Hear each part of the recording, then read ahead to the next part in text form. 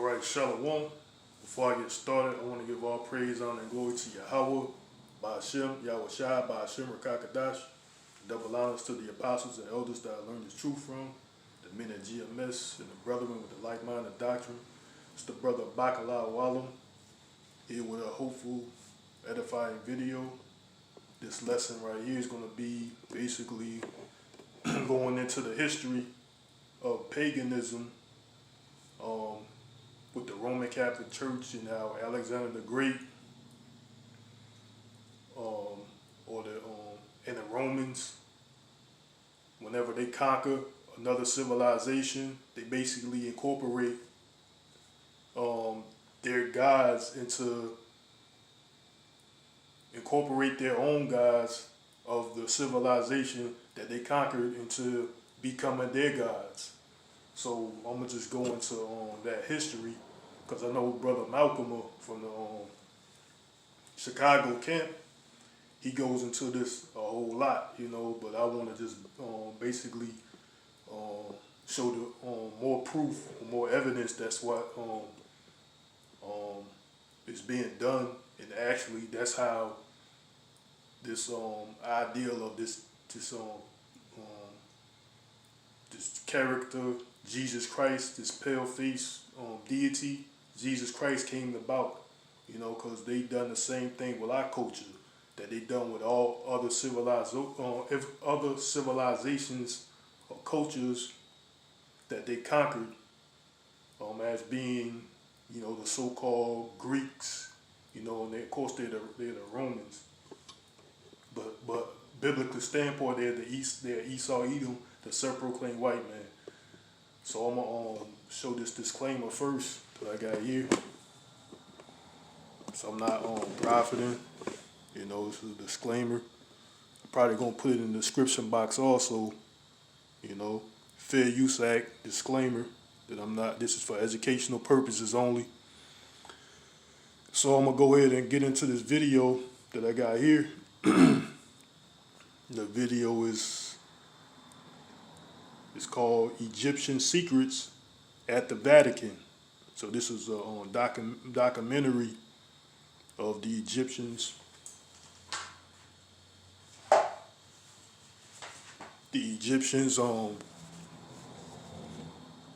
It's like it. See if I can get a better angle. Yeah, the Egyptians pharaohs or gods being held at the Vatican, which is the bottomless pit that's talked about in Revelations.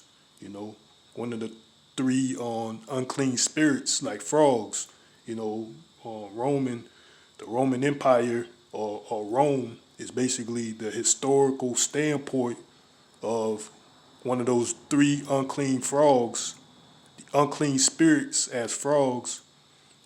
It's talked about in the book of Revelations. So they hold the historical standpoint. The other one is London with the financial standpoint, and the other unclean frog is America with the military standpoint. And of course the third unclean spirit as a frog is talking about Rome in the historical standpoint. Because they hold a lot of historical facts or a lot of historical evidence in Rome. So I'm gonna go ahead and play this video, and I'm gonna bring out some more. I got a book that I want to get into also. Slack for it being too long, but yeah, I'm gonna play this video now.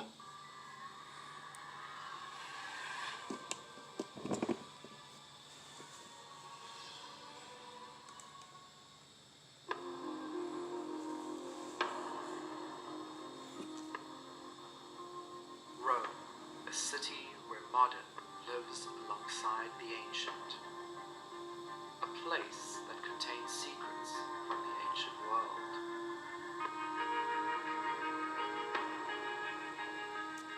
Where modern religion overlaps with the ancient. A symbol of power, 13 to be precise. Ancient Egyptian obelisks relocated to Rome. You see that obelisk that's done in the background. This obelisk is also can be found in where also Babylon the Great here in America. This is at the Washington. They call it the Washington Monument or whatever in Washington D.C. They also has this because this is the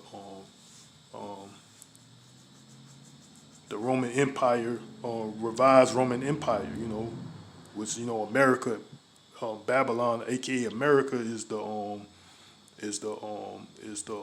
head of this ancient Roman Empire coming back into power.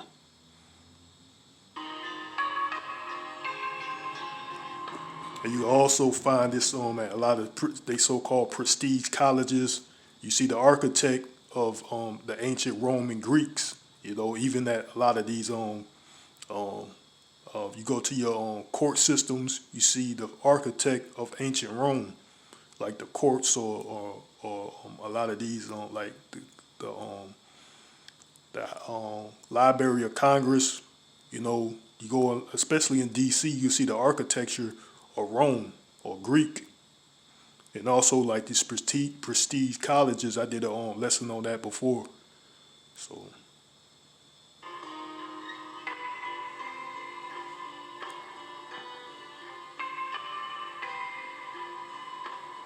Yet one holy site contains Egyptian mystery. And see what that look like. That look like the Washington D.C. It's back in the background where my cursor is. It look like Washington D.C. But this is Rome.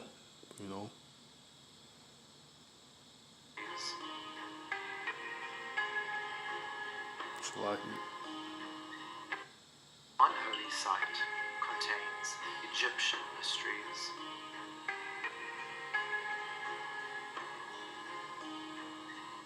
Beautiful art from times long forgotten.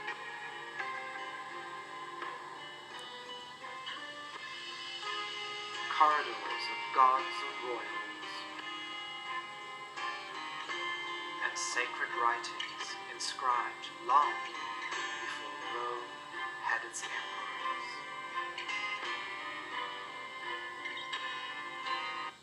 so. I'm see there. You see a lot of they showing there a lot of Egypt, these Egypt gods or whatever. But I'm gonna go ahead and skip to another point in this video. We're gonna skip to around the 8 month. Right here. We're gonna skip to this part.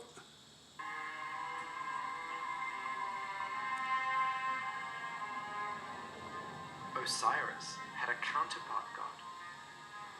Now Osiris is Osiris is an Egyptian god. So just to let And when these two gods were combined, they created an all-powerful god.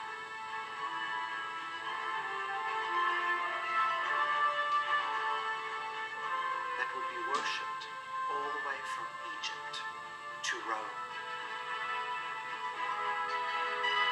So he said this God to be worshipped all the way from Egypt, all the way from Egypt all the way to Rome. So we don't get the understanding of why is that, how is that, how did that come to be basically, because that's what the Romans did. Starting with Alexander the Great, the Greeks, whatever civilization, because there was the Macedonians. Philip II, which is Alexander the Great father.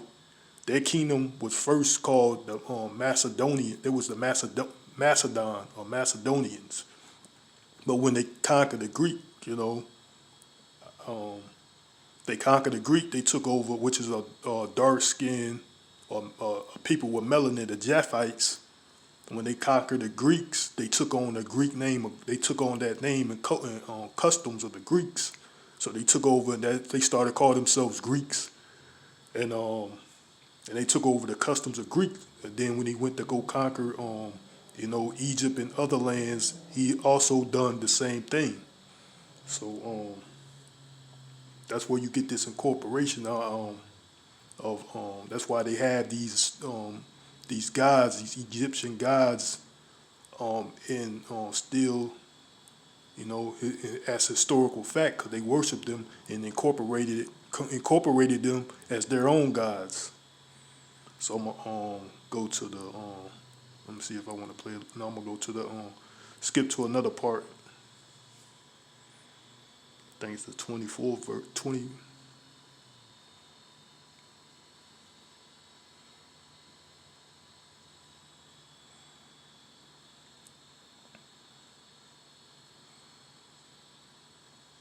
Next on our lineup are the descendants of a Greek man who called himself the son of Amun. In 332 BC, the Persians had taken over Egypt. Egypt's salvation would come from a mighty Greek Macedonian conqueror. See that? So a mighty. See, that's Alexander the Great, which he's gonna go into, a Macedonian conqueror.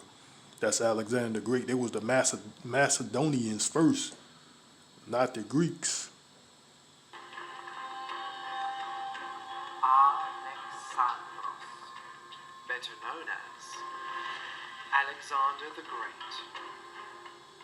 A descendant of Alexander the Great, Ptolemy I became pharaoh of Egypt when Alexander died. When his son, Ptolemy II, came to the throne, he had a co-regency with his sister wife, Arsinoe.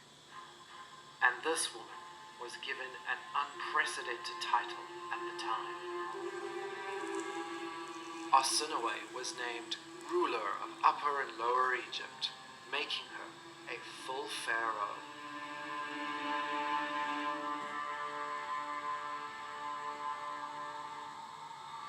So she was called a pharaoh. Like, why is that? Because that's what they do.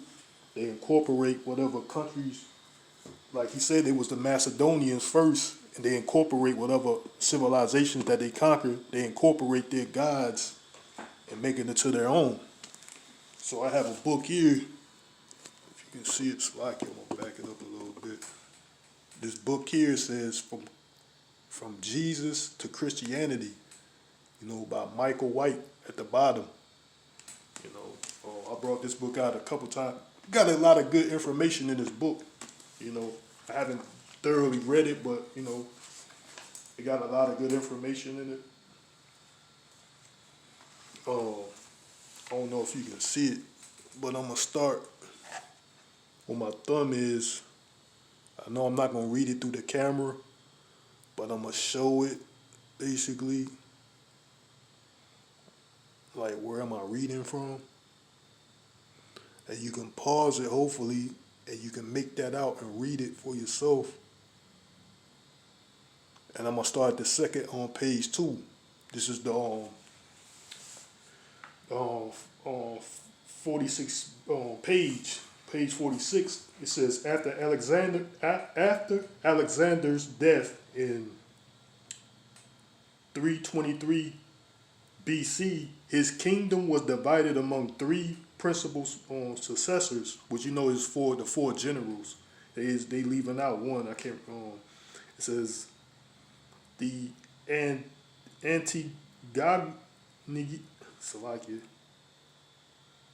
Antigonids in Greece proper,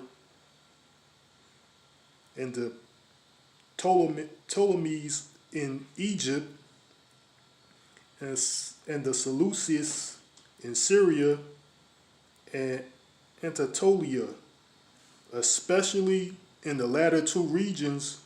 The Hellenization was promoted as a way of consolidating Greek rule. Yet in Egypt, the Ptolemaic rulers, though ethically Greek, consciously cultivated elements of Egyptian cultural and religious traditions. So he said they cultivated elements of Egyptian culture and religious traditions. So that's what the Greeks did. Ptolemy. So he just showed you in the clip that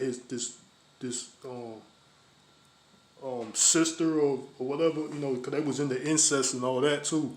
They was big on that, and she became a pharaoh. So I'm gonna read that. I'm gonna read it back over. It says, "Yet in Egypt, the Ptolemaic rulers, though ethically Greek, consciously cultivated elements of Egyptian cultural and religious tradition, which they used to enhance their own prestige. Thus, they took on numerous features of the old pharaoh, pharaonic kingship, and even co-opted a version of the Isis and Osiris mythology into this new royal ideology. In the Ptolemaic adaptation, Osiris was given a new Hellenistic name, Serapis, and identified with the Greek god Zeus through the process called Hellenization. Hyphenation. So there was a process where they took the Egyptian gods and basically transformed them into their own gods, which that's what I was talking about. And this process was called hyphenation. So I'm gonna come back over here. Are we gonna see what hyphenation?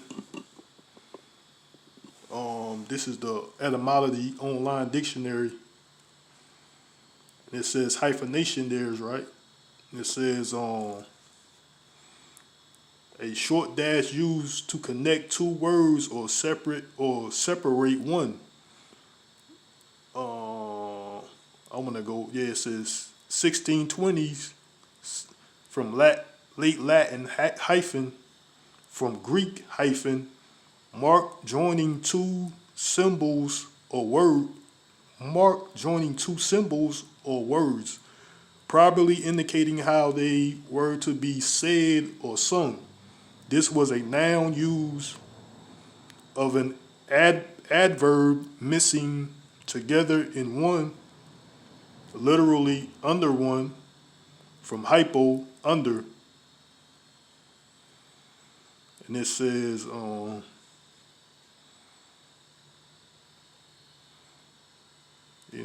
almost, let's go, what it says, from pi, root, upo, under, hen, neuter, of heis, which is one, from pi, root, sim, one, as one, together with. So it's basically together with, like they, it's a process called hyphenation. So they combine through this process of hyphenation, through Hellenization. They incorporated the Egyptian gods, and made them to their own.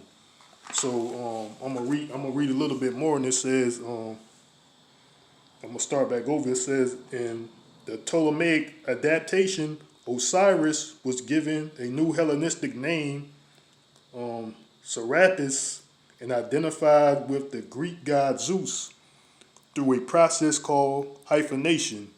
He was now worshipped as Zeus Amon Serapis.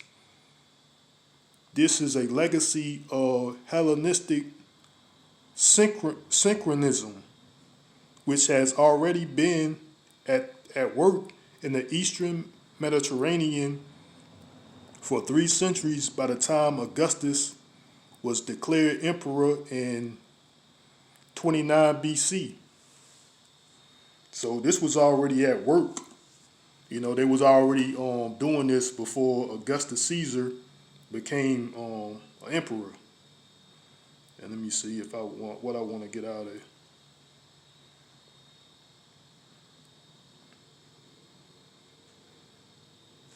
I'm gonna jump down to this section here. I'm not sure if you can see it.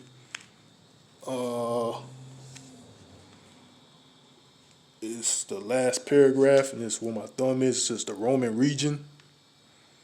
So I'm gonna read this section, and I got another page I want to read also. So it says, Roman region had long since adopted the Olympic gods of Greek mythology by equating with its own deities. Jupiter equals Zeus, Junos equal Hera, and so forth.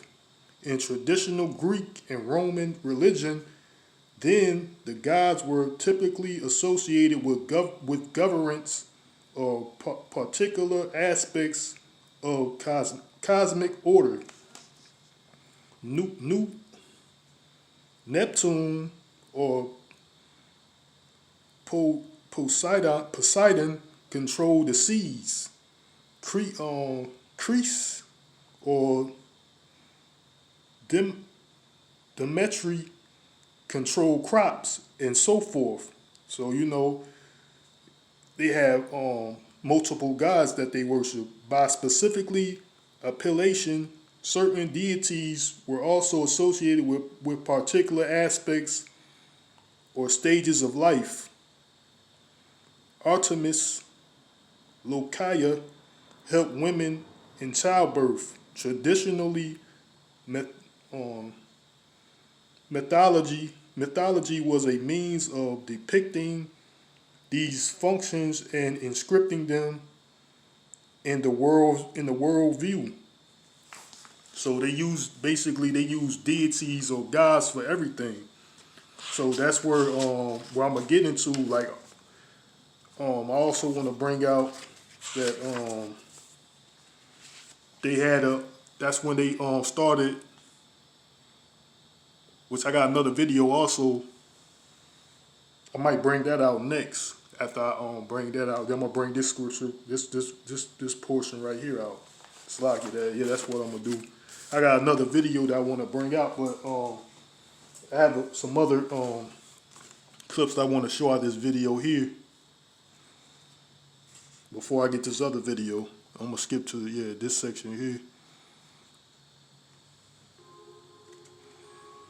So it's the Apis bull with the head, with the horns, holding the staff of was, and he is with the body of a man. Isn't he just beautiful? This dude right here, man. Esau Edom.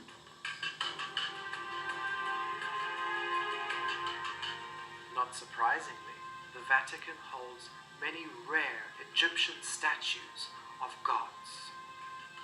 A rarely seen statue of the goddess Selket. She has the body of a scorpion and the head of a goddess. She would protect you from bites and poison, usually just shown as a woman. And this, an Egyptian cobra, Uraeus, usually shown at the front of a pharaoh's crown, inlaid with stone and gilded with gold. Snakes, birds, bugs. The Egyptians also worshipped several forms of felines. So Salaki, that's I brought that out. See, that's what they was doing. They was worship. They had a deity for everything, women to help women in childbirth. Jupiter, Mars. All these different planets. I mean, the stars in the heavens. They named them and named them. That's why they got the names. They named them today Jupiter and Mars and Neptune. Basically, they're Roman or Greek gods. So I got another section that I want to bring out because they incorporated, and that's what the Greeks did. See, the Romans, like they just said, they just incorporated whatever the gods that the Greeks had. The Romans did the same thing, which the Romans and the Romans and the Greeks or the Macedonians. The Romans and the Greeks are the same people. They're Edomites. They just whatever gods today. That's why there's a lot of confusion. Which the Most High is not the author of confusion. There's a lot of confusion, and that's why today they say, well, this guy can go back to this God, and so forth and so on, because that's what the Edomites did. Starting with Alexander the Great, when he conquered civilizations, whatever gods of that civilization that he conquered, he just incorporated them, changed them into their own gods, and named them different names, which they can go back to this god and another god, so forth and so on. So they also did that with the Holy Bible. So I want to go to this section here, because when they conquered us, they did the same thing with our holy book. That's why you got what you got today. This Jesus Christ character was Caesar Borgia. He was painted by Da Vinci. Um, he was painted by Da Vinci. Pope Alexander the Sixth son. Pope Alexander the Sixth son. Um, um, um,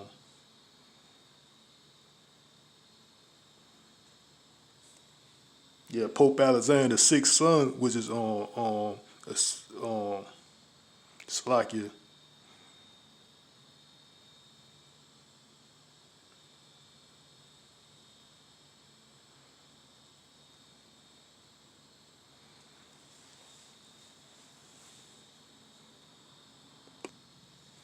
Yeah, Slovakia. Pope Alexander the Sixth son, which is Caesar Borgia, was painted by Da Vinci, Leonardo da Vinci. I think it was Leonardo da Vinci. But yeah, that's where they get this. That's where they incorporated our holy book and created their own gods too, which I'm gonna get into that too, how that came about. I got another point I want to show. Is this lion of Nectanebo, which was found at Philae. Unfortunately, it would be Christianity that would bring ancient Egypt to its final demise.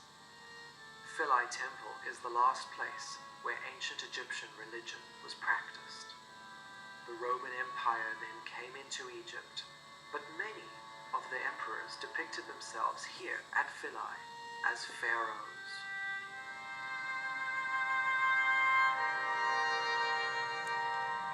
This lion. So that's what I want. That's what happened. They say they put Christianity, which was created by the Roman Catholic Church. Constantinople, they created this religion called Christianity, which I'm gonna get into too, because that's what they did once they conquered, out the Holy Land in Jerusalem, 70 A.D. You know, some time afterwards, when Constantinople came into power, during the persecution, they got their hands on the holy book, and whatever means, they got some understanding of the Bible, because it was written into Greek, Latin and Greek also, and they started understanding the Bible, so they created this religion of Christianity, what you see today, and then that's why you see the depictions of the Caesar Borgia, which is Jesus Christ character, which is an Edomite, which that Revelation, the first chapter, starting at the I think the 13th verse, give you the depiction of the Messiah, or YAHAWAHSHI, Hamashiach. So I got this other video here that says the pagan Christ. So there's some scholars here, right? They basically trying to say that Christianity is pagan, which it is, but in the sense of them saying it, they was basically talking about the Bible. You can get it, the Bible in its entirety is pagan, but that's not what it is, because that's how they trying to explain it, because that's where the confusion come into, because these so-called scholars here are basically, they basically know that Christianity basically is pagan. They know Christianity is pagan, but the Holy Bible is true. But I get they try to basically how they trying to explain it, that the Bible in itself is pagan, and like the title of this video is called is this proof that Jesus Christ never existed? Pagan Christ. So basically that's Jesus Christ's character, which is Caesar Borgia. He is pagan. Christianity is pagan, but the Holy Bible has it's not and is real and has nothing to do with Christianity or paganism. It was the pagans or the heathens which incorporated, just like I was saying, through Helen, what they call hyphenization. They incorporated themselves as other civilizations gods. Well, I'm gonna just play a little bit of this and then get into some more information on this book. Salakia.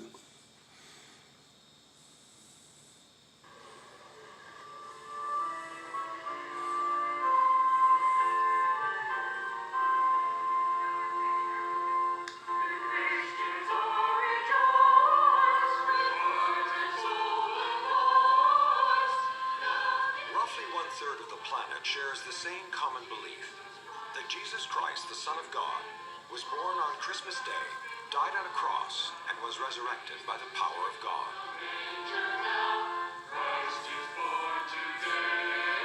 But the angel said to them, "Do not be afraid.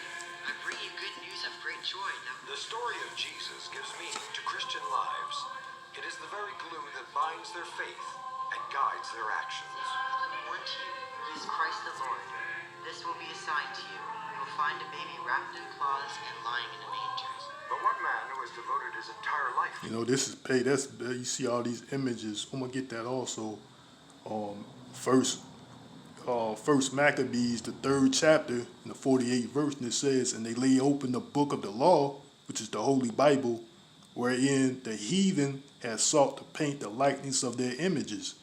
That's basically what you see there. The heathen. That's why you get these depictions of the Messiah and the holy people, which there's multiple accounts in the Bible that let you know that the holy people were of dark skin or had pigment, had dark complexion. There's multiple accounts in the Bible, but that's what it is.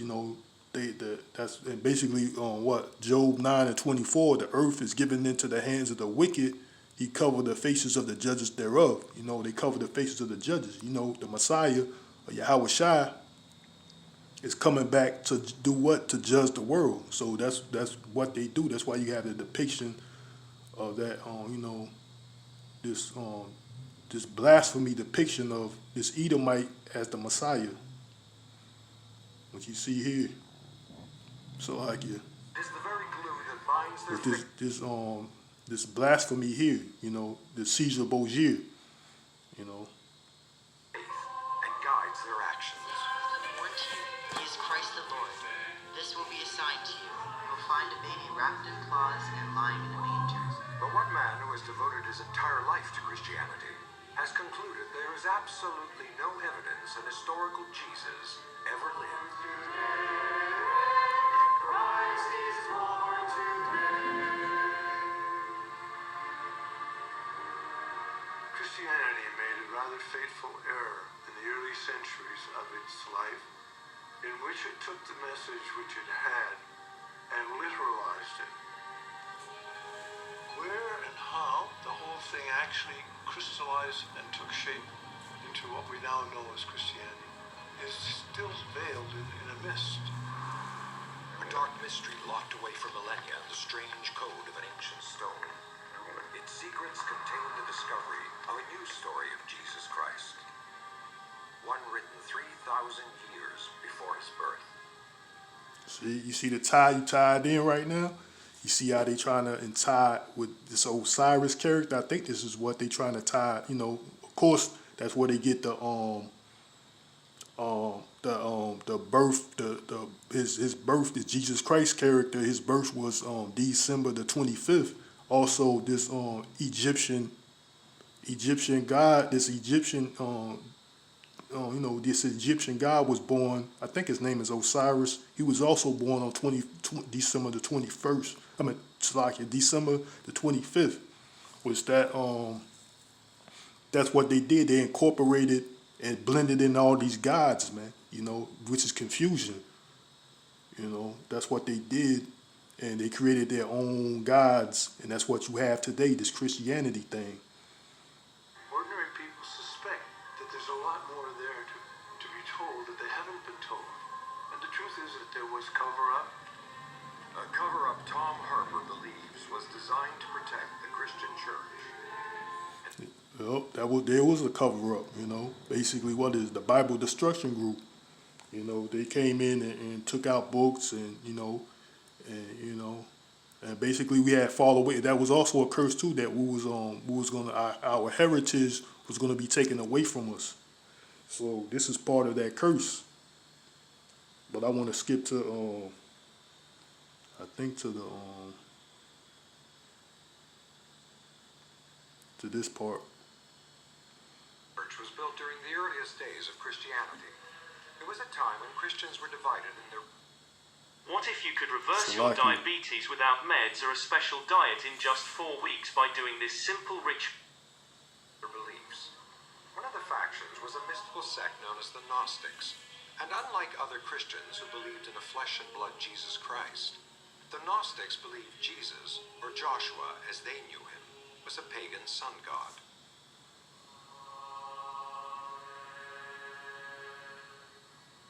You know, there was a major battle for the soul of Christianity in this period. And the Gnostics lost, and the literalists won. All through history, it has been the winners in any battle or any struggle that get to write the story and get to write how it happened. Yep. See that? He says the winners who run the earth, like Job 9:24. The earth is given into the hand of the wicked, and you can find out who the wicked is, which is Esau, Edom, the self-proclaimed white man. You go to the book of Malachi, the 1st chapter, start the 4th verse, and you understand that the wicked is Esau, Edom, which is today he's known as the self-proclaimed white man. So that's exactly what he says. He said the winners get to write the book, so that's why you got a lot of confusion. You got false history being taught because the wicked runs, man. You got pseudoscience being taught, artificial intelligence being brought out, as everything is false, everything is fictional, everything's a lies, man. They are, the physicians of lies, physicians of no value. Yeah, which I want to get into this guide. What he says is Gnostic guide. Salakia. This is I guess this is the young sun god.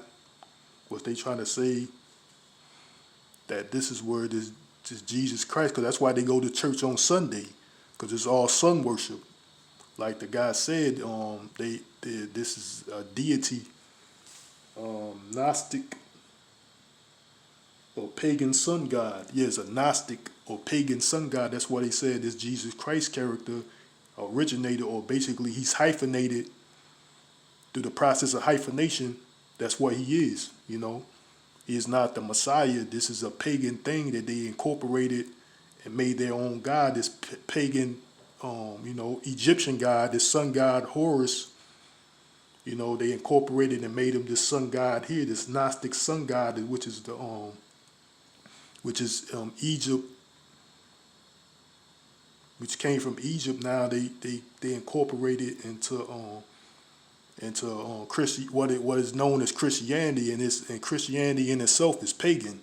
If I hope I didn't confuse anyone, but that's what it is. I'm gonna wind it back a little bit. Jesus, or Joshua as they knew him, was a pagan.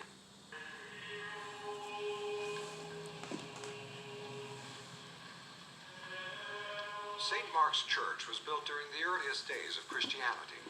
It was a time when Christians were divided in their beliefs. One of the factions was a mystical sect known as the Gnostics. And unlike other Christians who believed in a flesh and blood Jesus Christ, the Gnostics believed Jesus, or Joshua as they knew him, was a pagan sun god.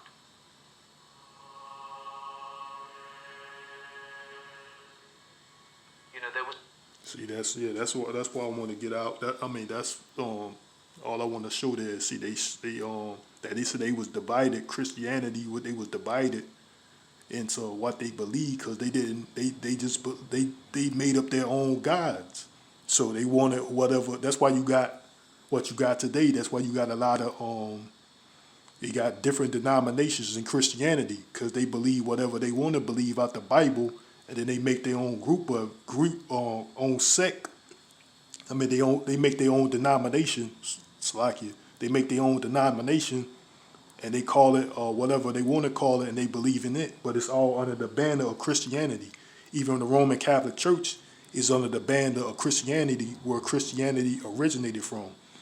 It was never, Christianity has nothing to do with the Bible. It's a pagan religion that was created. That's why you got these different denominations. Different denominations today, because it's all pagan. And I want to go to this section here.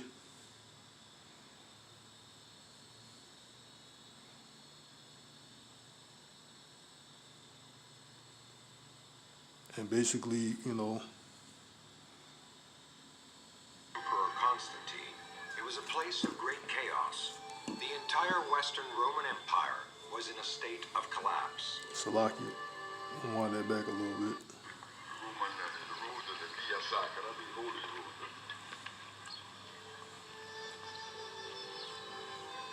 Via Sacra, the sacred road, is the main street of ancient Rome and leads through some of its most important pagan holy sites. And See at the that? beginning of the Pagan 4th holy century, sites. under the newly crowned Emperor Constantine, So yeah, I'm gonna wind it back a little bit.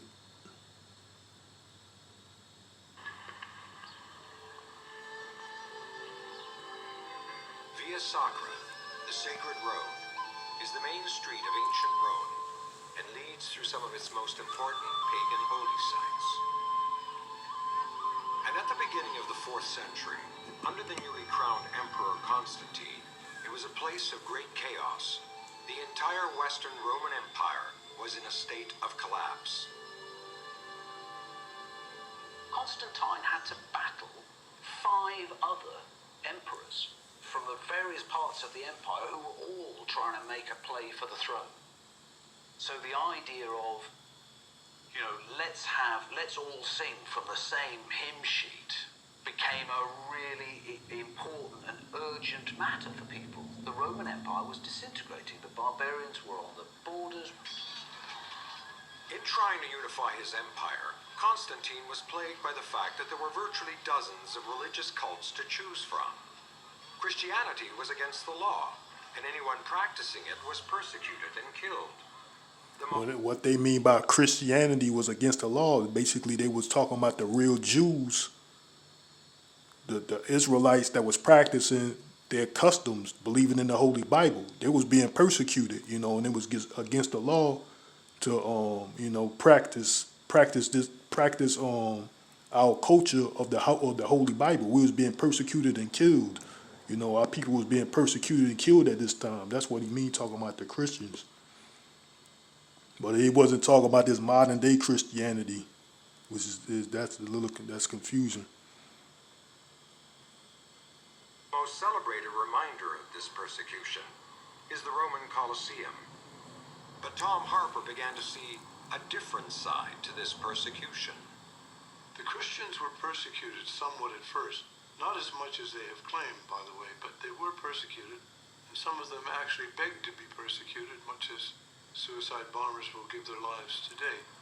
But after the persecuting phase was over, they became the persecutors, and they became very vicious in their persecution of roasting out. Oh, you see how slick that snake, that devil, man, he tried to, this devil just said about suicide bombers or suicide bombers, because that's who they is, the so-called white man. He ain't white, look, he's red, pinkish, which pink is a derivative of red. Esau Edom is red, man, came out red all over. This is the demon, this devil here is pink, man. If he get upset or, or show some type of expression, he gonna turn flush, like blush red, his cheeks or whatever. But you see how he try to incorporate, or he try to say that the Christians that were the Jews, the real the real Israelites that was being persecuted for the word, he was trying to equate them with suicide bombers or whatever, man. Some of them actually begged to be persecuted, much as suicide bombers will give their lives today. But after the persecuting phase was over, they became the persecutors. And they became very vicious in their persecution of roasting out anything that smacked of other than Christian. The shift in attitude towards Christianity was a direct response to Constantine's need to assert order in his empire. Following his victory at the Milvian Bridge, he had a vision of the sign of the cross and converted from paganism to Christianity to become the first Christian emperor and supreme pontiff. Yep. See, that's what I was saying. See, he said they converted from paganism, all these multiple gods, into what? Into Christianity, which they adopted. What they got that from our Holy Bible, our book. You know, one supreme being, which I'm gonna get into. I'm gonna read that too. I'm gonna read that next. Was one God, one emperor. Let's just have one Jesus. He had a vision of the sign of the cross and converted from paganism to Christianity to become the first Christian emperor and supreme pontiff. What he wanted was one God, one emperor. Let's just have one Jesus, please, and let's stick to the story. In 325 AD, Yep. Constantine What he say? Let's have one God and one Jesus, right? And let's stick to the story. What? Stick to the scriptures, man. See, that's what I'm gonna wind that back. That's what he basically was saying there. Let's stick to the script. That's as they do today. That's what they, he's sticking to the script. Or what? paganism to Christianity to become the first Christian emperor and supreme pontiff. What he wanted was one God,